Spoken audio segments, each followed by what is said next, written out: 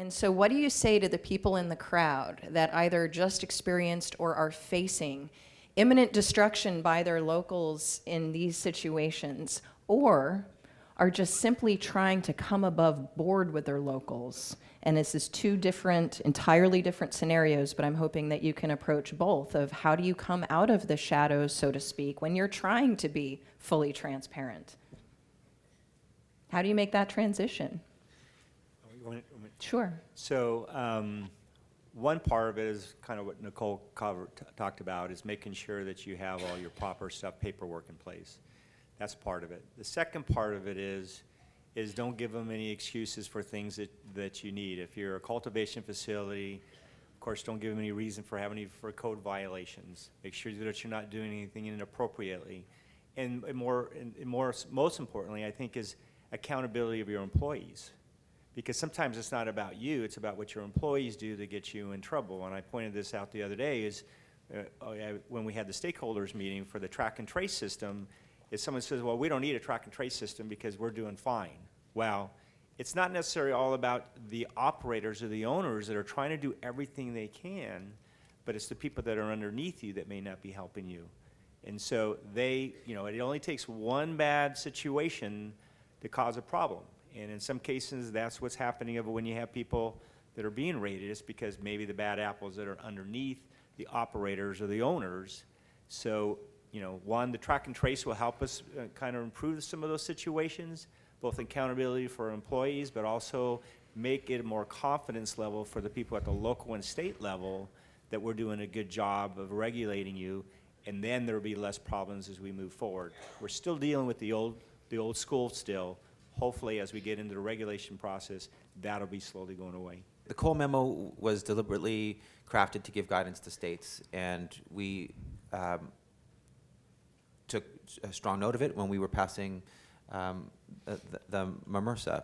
And so that, in my view, really should prevent the raids and busts at the federal level.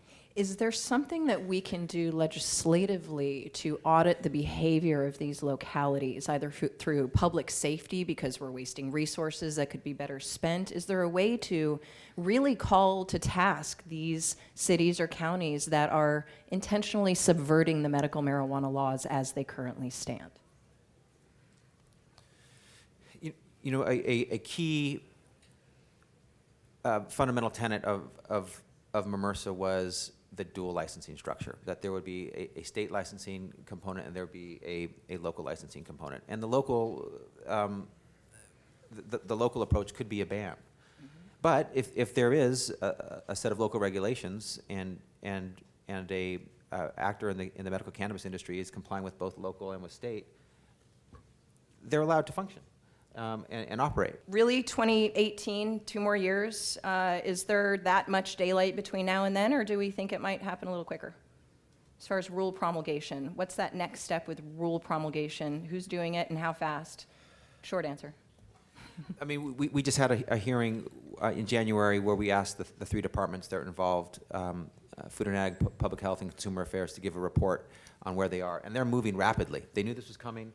They're embracing it. They have their budgets. They're putting together their personnel, and they're ready to go. I think we could see some draft regulations as early as this year that we can, first draft, first cut, that we can provide reaction to and input on. January 1, 2018 is a deadline. It's not the time by which you'll see the first set of regs. So it could come earlier, and having Lori in place this fast is good. I think most of the industry seems to like her. She was at ABC.